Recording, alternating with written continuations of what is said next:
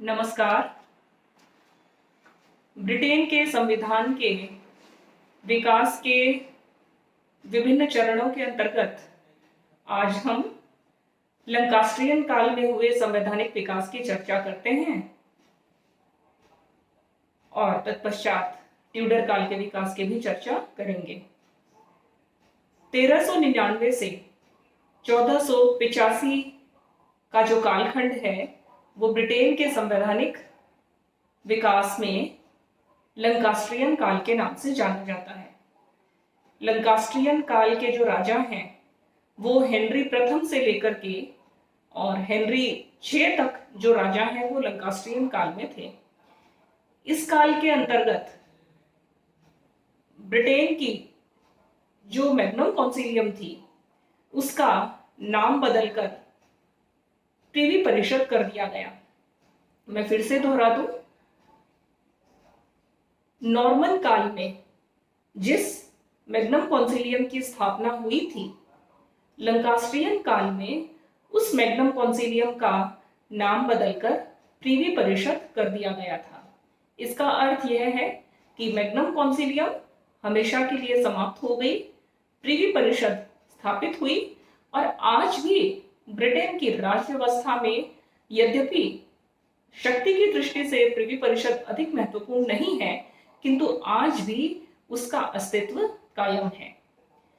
लंकास्ट्रियन काल की जो सर्वाधिक महत्वपूर्ण घटना है वो गुलाबों के युद्ध के नाम से जानी जाती है।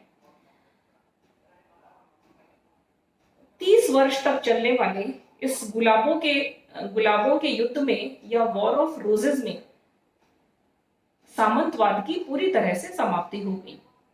1455 से 1485 तक चलने वाले इस युद्ध को दो राजवंशों के प्रतीक चिन्ह लाल गुलाब और सफेद गुलाब, इन प्रतीक चिन्हों के नाम से ही, क्योंकि यह जो युद्ध था दो राजवंशों के बीच सत्ता का संघर्ष था और इस संघर्ष में आधे सामंत एक राजवंश के पक्ष में लड़ रहे थे और आधे सामंत दूसरे राजवंश के पक्ष में लड़ रहे थे।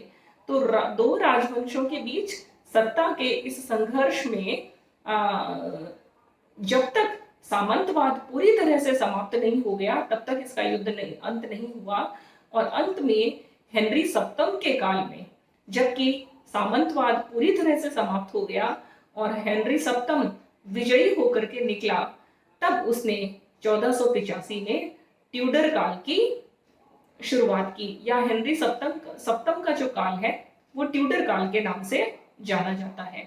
तो 30 वर्षीय इस गुलाबों के युद्ध में इंग्लैंड में मध्यकाल का प्रतीक माने जाने वाला सामंतवाद पूरी तरह से समाप्त हो गया। सामंतवाद से वहां की जनता बहुत दुखी थी। सामंतों ने जनता का बहुत शोषण किया था, बहुत अत्याचार किया था। जागीरदारी प्रथा वहां की गरीब कृषक जनता के लिए किसी अभिशाप से कम नहीं था। इसलिए इस सामंतवाद की समाप्ति का वहां की जनता ने हृदय से स्वागत किया और इसके बदले में जो कठोर राजवंश वहां स्थापित हुआ था उस कठोर राजवंश का भी जनता ने स्वागत किया।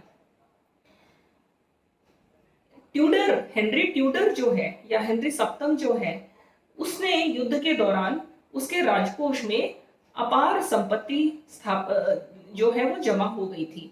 इतनी अधिक धन संपदा होने के कारण हेनरी ट्यूडर को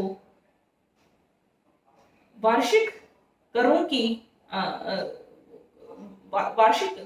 को लगाने के लिए संसद की बार बार बैठकें बुलाने की आवश्यकता नहीं पड़ी, क्योंकि जनता से नए कर लगाने के लिए बार बार संसद की बैठक बुलानी पड़ती है और क्योंकि उसके पास पहले से ही राजकोष में अपार धनराशि जमा थी, इसलिए उसने संसद की बैठकों को स्थगित रखा। इसीलिए इस काल में संसदीय राजतंत्र का अधिक विकास नहीं हो सका और निरंकुश राजतंत्र भली प्रकार से चलता रहा। किंतु फिर भी इस काल में ट्यूडर राजाओं ने प्रतिनिधित्व के कुछ सिद्धांतों की आधारशिला रखी थी। ट्यूडर वंश की अंतिम महारानी जो ब्रिटेन की प्रथम महिला राजा के नाम से भी जानी जाती हैं, एलिजाबेथ प्रथम थी। एलिजाबेथ प्रथम का जो शासनकाल है वो 1485 से सॉरी एलिजाबेथ प्रथम का जो शासनकाल है वो 1558 से 1603 तक का शासनकाल है। इस लंबे कालखंड में एलिजाबेथ ने संसद के साथ परामर्श लेकर कार्य करना प्रारंभ कर दिया था।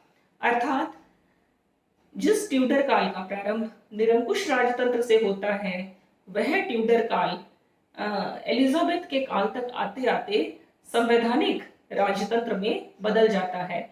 अर्थात राजा अपनी मनमर्जी से कार्य नहीं करता, वरन वो प्रत्येक कार्य में निर्णय लेने से पूर्व संसदीय नेताओं से परामर्श जरूर लेता है।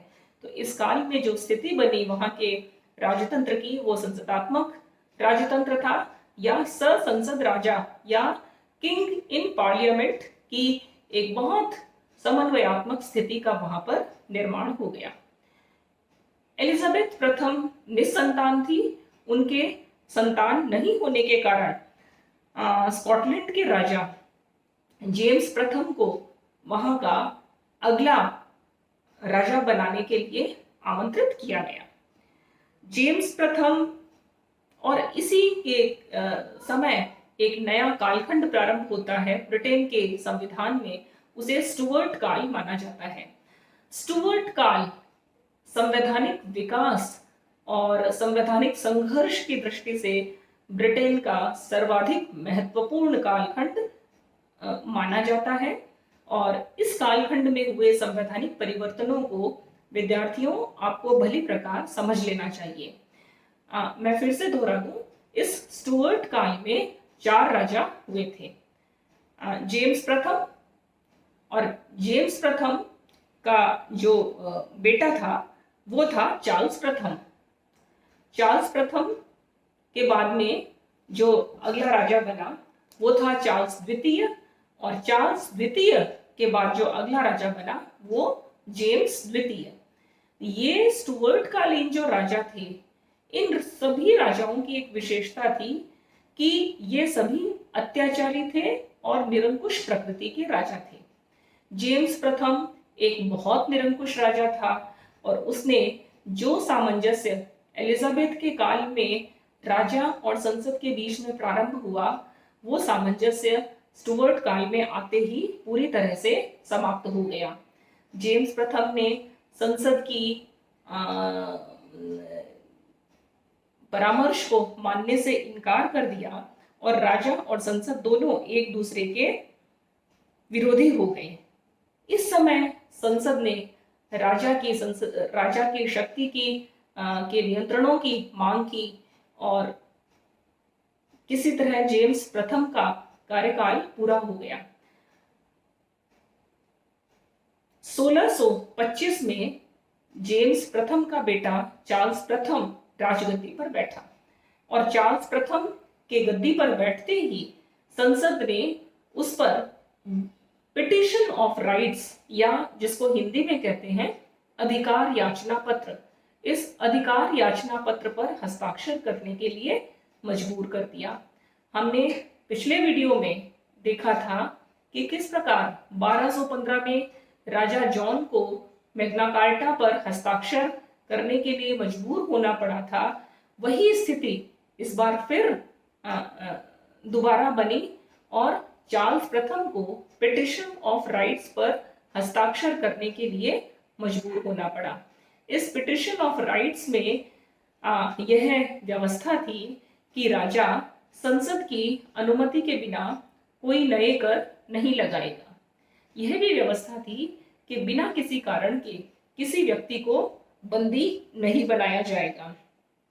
फिर राजा संसद की स्वीकृति के बिना किसी से धन उधार नहीं लेगा और शांति काल में युद्ध के नियम लागू नहीं होंगे। तो इस प्रकार से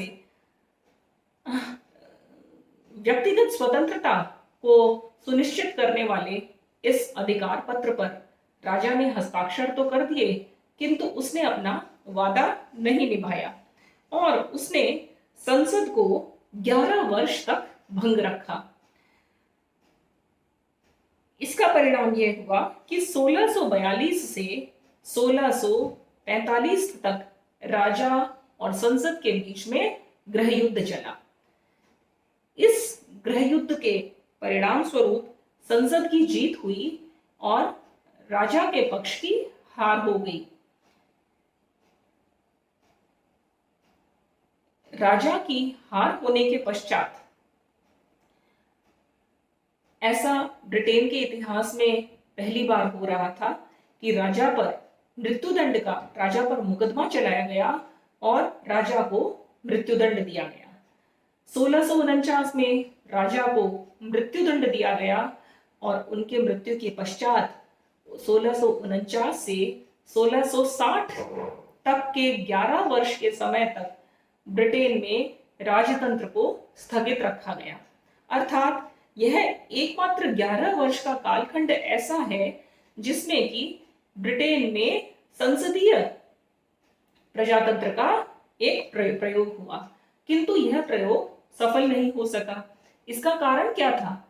इसका कारण यही था कि ब्रिटेन की जनता बरसों से, हजारों जो है वो सैकड़ों सालों से राजतंत्र की, राजा के अधीन रहने की आदि थी, उसकी प्रजा के रूप में जीवन जीने की आदि थी।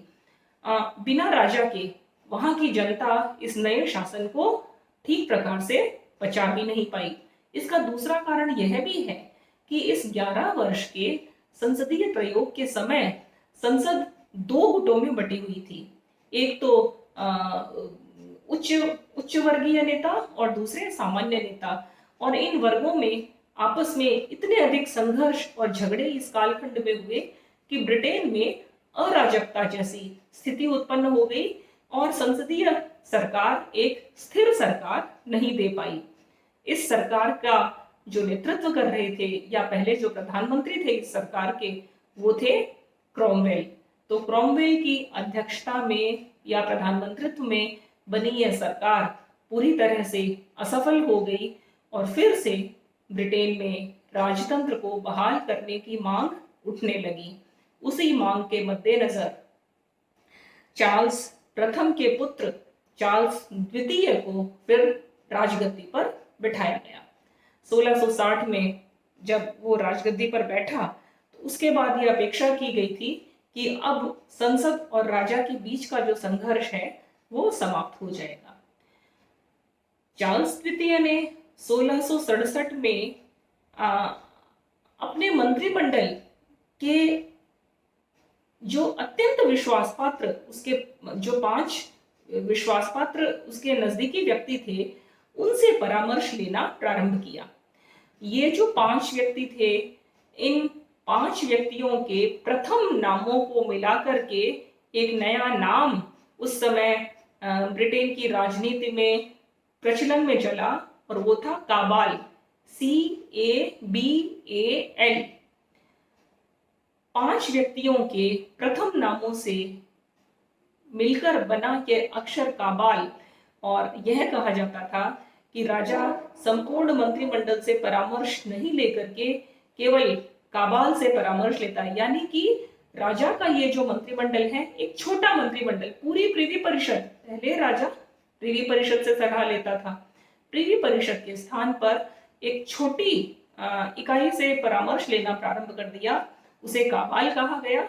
और ये जो काबाल है यही कालांतर में कैबिनेट प्रणाली या मंत्रिमंडलीय शासन के रूप में विकसित हुआ।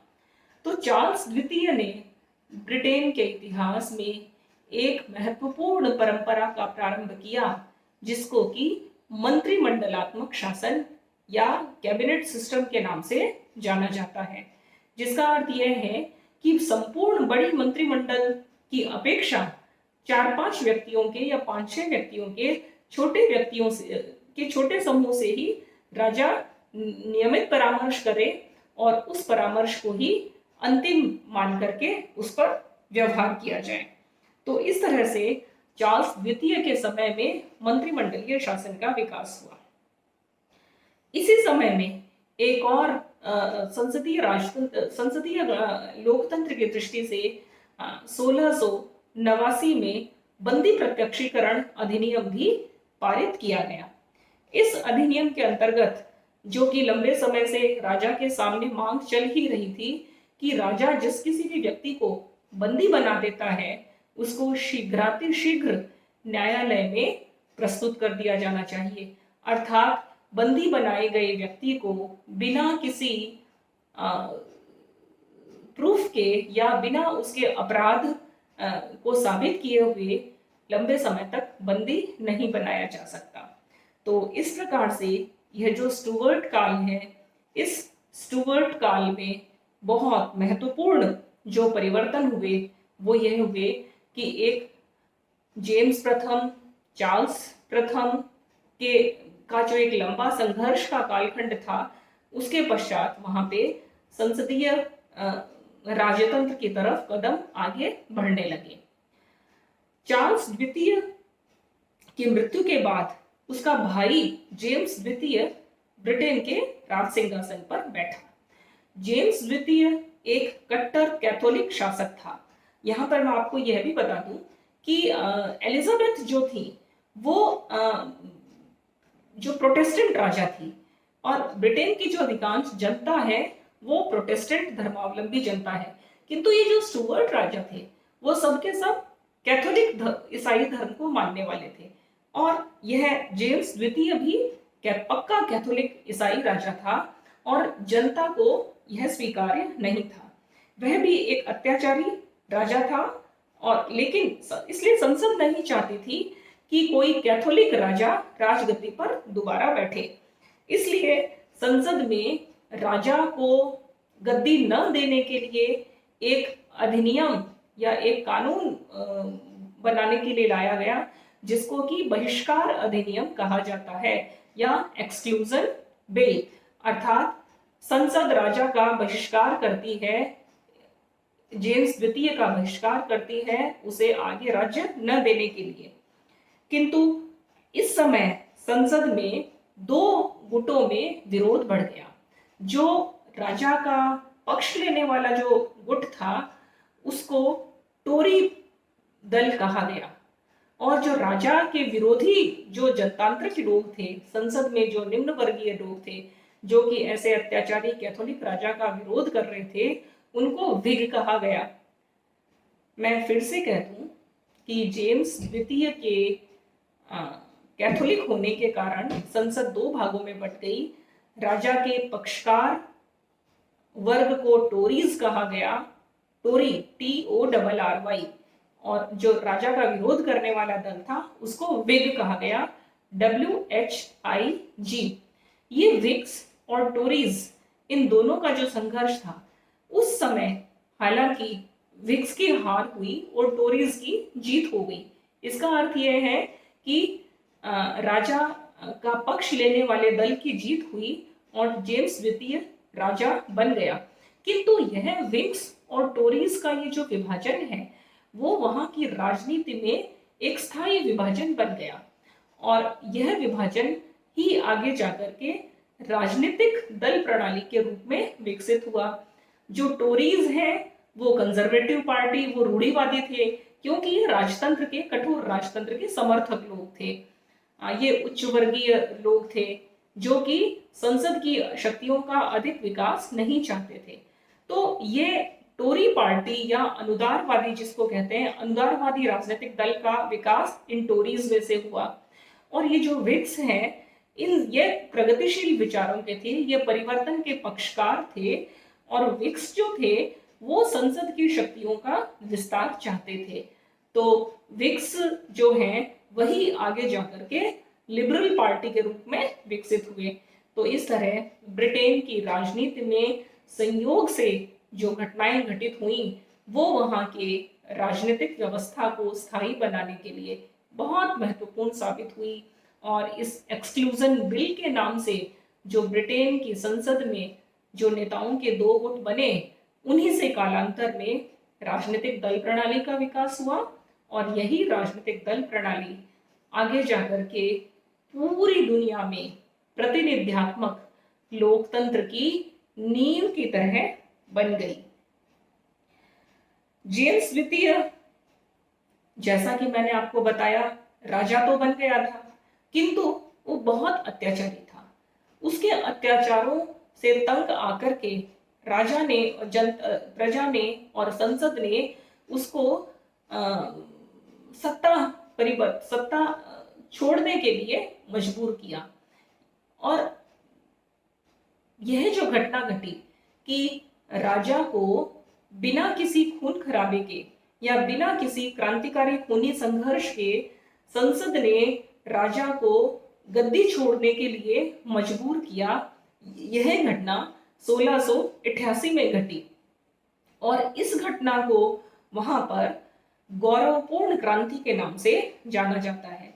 1688 की गौरवपूर्ण क्रांति कहिए, इसको रक्तहीन क्रांति भी कहते हैं, अंग्रेजी में इसको ग्लोरियस रिवॉल्यूशन कहते हैं या ब्लडलेस रिवॉल्यूशन कहते हैं। अर्थात बिना किसी एक व्यक्ति की भी जान गंवाए, बिना किसी हिंसा के, बिना किसी संघर्ष के जनता ने अपनी शक्ति से राजा को राजगद्दी छोड़ने के लिए मजबूर कर दिया। 1688 में जेम्स द्वितीय को सिंहासन से हटा दिया गया।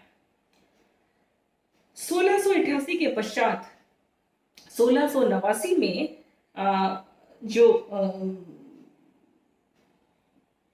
ऑरेंज एक वहां का राज्य है, ऑरेंज के राजकुमार विलियम और मैरी, इन दोनों को, जो कि पति पत्नी थे, विलियम और मैरी को वहां का ब्रिटेन का संयुक्त राजा घोषित किया गया। कब? 1688 की क्रांति के पश्चात 1689 में। और जब विलियम और मैरी को यह आमंत्रण दिया गया कि आपको ब्रिटेन का राजा, संयुक्त रूप से राजा बनाया जाता है, तब वो बहुत कृतज्ञ थे।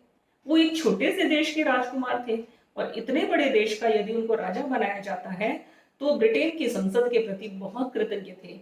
और ब्रिटेन की संसद ने विदेश से इस एक कमजोर जो है वो राजा, संयुक्त राजा को जो आयातित किया था, उसके बदले में संसद ने 1689 में बिल ऑफ राइट्स या अधिकार पत्र पर हस्ताक्षर करवाए।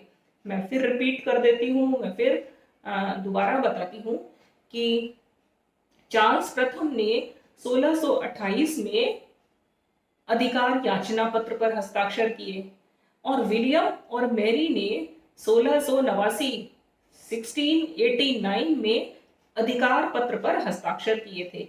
संसद ने उन राजाओं से, दोनों से मिलकर ये लिखवा दिया कि संसद की पूर्व स्वीकृति के बिना कोई नया कर नहीं लगाया जाएगा। संसद की बैठक वर्ष में कम से कम एक बार जरूर आहूत होगी और राजा संसद की पूर्व स्वीकृति के बिना सेना भी न बढ़ा सकेगा, न उसका प्रयोग कर सकेगा। और संसद में जनता के प्रतिनिधियों को भाषण की स्वतंत्रता होगी। अर्थात संसद में जब जनप्रतिनिधि राजा के खिलाफ भी यदि बोलेगा तो उसके लिए उसको बंदी नहीं बनाया जा सकेगा। अर्थात भाषण की स्वतंत्रता है, वो भय मुक्त वातावरण में राजा की भी आलोचना करने का अधिकारी है। ऐसी कठोर शर्तें बिल ऑफ राइट्स में संसद के प्रतिनिधियों ने राजा के सामने रखी, जिसको विलियम और मैरी ने सहर्ष स्वीकार कर लिया। इस प्रकार अब जो नया युग प्रारंभ होता है ब्रिटेन के राजतंत्र में, स्टुअर्ट काल के अंत में वो नया युग प्रारंभ होता है, एक अत्यंत कमजोर राजा और एक अत्यंत शक्तिशाली संसद का युग, जिसमें राजा केवल नाम मात्र का है और वास्तव में सारी शक्तियों का प्रयोग अब संसद करने लग गई है। इसी से इसके पश्चात 1701 में वहां पे उत्तराधिकार अधिनियम कि विलियम ऑफ मैरी के पश्चात अगला राजा कौन बनेगा, क्योंकि वो भी निसंतान थे। इसलिए उत्तराधिकार अधिनियम या एक्ट ऑफ सेटलमेंट कि यदि कोई उत्तराधिकारी नहीं है रानी एन के मृत्यु के पश्चात, तो हैनोवर वंश की राजकुमारी सोफिया और उसके उत्तराधिकारी ब्रिटेन के अगले शासक होंगे। तो क्योंकि विलियम जो मैरी है उनके कोई संतान नहीं थी, तो हैनोवर वंश की राजकुमारी जो सोफिया है उसका आगे का शासन प्रारंभ होता है।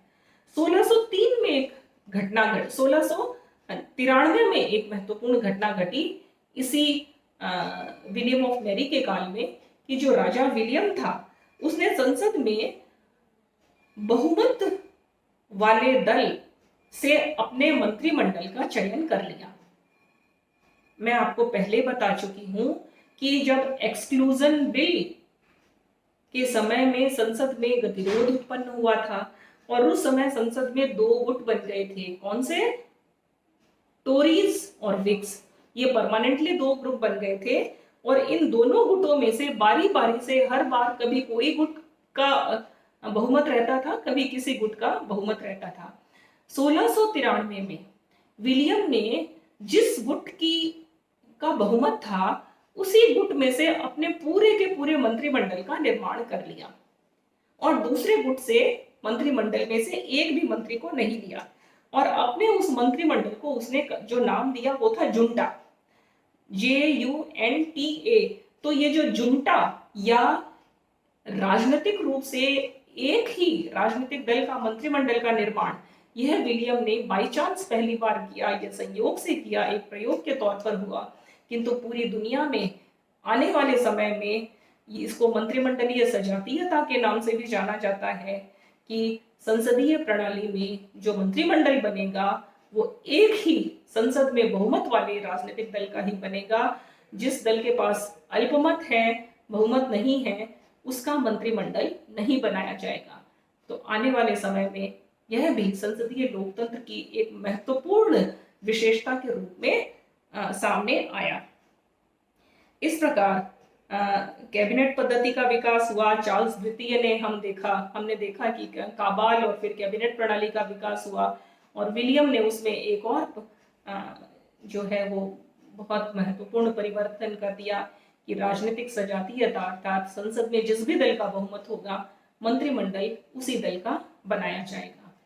तो इस प्रकार स्टुअर्ट काल जो कि अत्याचारी राजाओं से प्रारंभ हुआ था और विलियम ऑफ मैरी के शासनकाल में आते आते बेहद कमजोर और संसद की आज्ञा मानने वाले एक प्रकार से राजा बन गए थे और इस काल के अंत होते होते संसदीय शक्तियों का भूतपूर्व विस्तार हुआ। धन्यवाद। अगले चरण में हम ब्रिटेन के संविधान के विकास का अंतिम चरण की कुछ चर्चा करेंगे। धन्यवाद।